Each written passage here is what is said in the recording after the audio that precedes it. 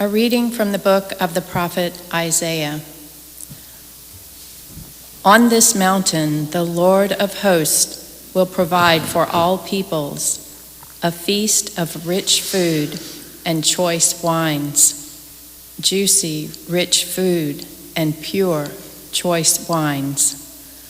On this mountain, he will destroy the veil that veils all peoples.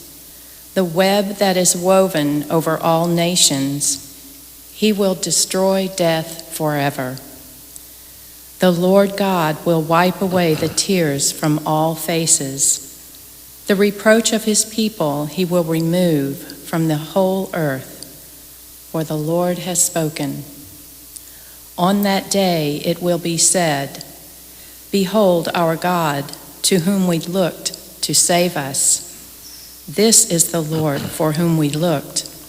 Let us rejoice and be glad that he has saved us. For the hand of the Lord will rest on this mountain." The word of the Lord. Thanks be to God. I shall live in the house of the Lord all the days of my life. I shall live in the house of the Lord all the days of my life. The Lord is my shepherd, I shall not want. In verdant pastures he gives me repose. Beside restful waters he leads me. He refreshes my soul. I shall live in the house of the Lord all the days of my life. He guides me in right paths for his name's sake. Even though I walk in the dark valley, I fear no evil. For you are at my side with your rod and your staff that give me courage. I shall live in the house of the Lord all the days of my life. You spread the table before me in the sight of my foes. You anoint my head with oil. My cup overflows. I shall live in the house of the Lord all the days of my life. Only goodness and kindness follow me all the days of my life, and I shall dwell in the house of the Lord for years to come. I shall dwell in the house of the Lord all the days of my life.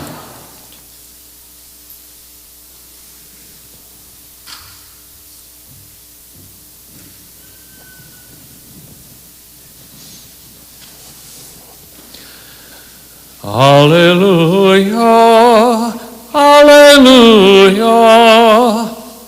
Hallelujah, hallelujah.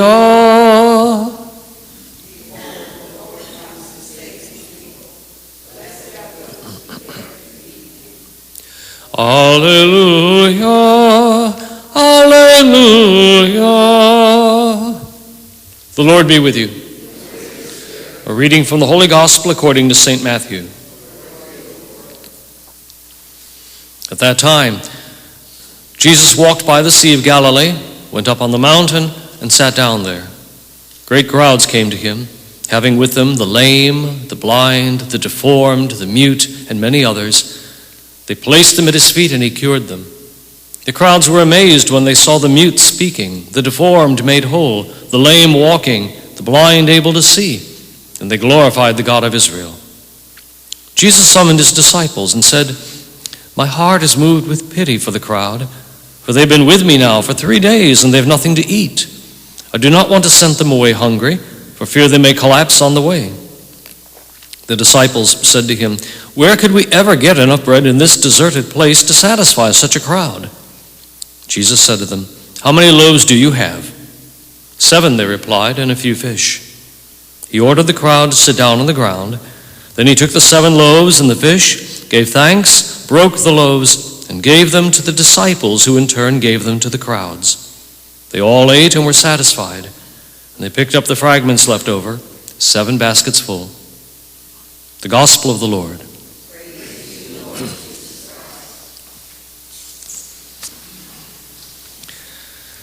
Now, what I'd like to do for just a second is make a comparison/contrast between, let's say, a Thanksgiving dinner and a Big Mac. Now, with fries, it is almost certainly going to have as many calories as a Thanksgiving dinner. But what's the difference between the two of them? A Big Mac is boring. I mean, it's just there. I don't care what they call special sauce. It's not special. Okay? It's just there. Thanksgiving dinners, on the other hand, are typically once a year events, and they are events. And you know, there are families that spend 3 and 4 days preparing for it, to get everything ready, all the brining of the turkey, and whether you're going to deep fry it or whether you're going to smoke it or whatever you're going to do, plus all the other sides, plus the ham, plus the potatoes, plus everything, plus the pie. And if everybody isn't overdone at that point, you ought to be. Okay, but you see that is what is being described for practical purposes in today's first reading. Okay? Last night in our Menace and Joseph group, we had a discussion about what it means to be ascetic. And somebody suggested it means doing with just the necessities. Well, actually being an ascetic means doing with less than the necessities, or doing with bad quality necessities. Okay? It's the exact opposite of what we celebrate in this first reading today. Absolute abundance, and abundance of the best things. Okay? It's stressed here that it's juicy, rich food. Okay? Lots of fat in the best sense. Okay?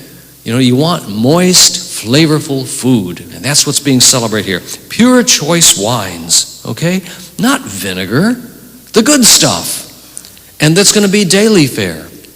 The sign of the coming of the Messianic kingdom is abundance. And so it's not an accident that, for example, the first sign that Jesus works in John's gospel is the multiplication of all the wine, the turning of water to wine, to show the abundance of the nearness of the Messianic kingdom.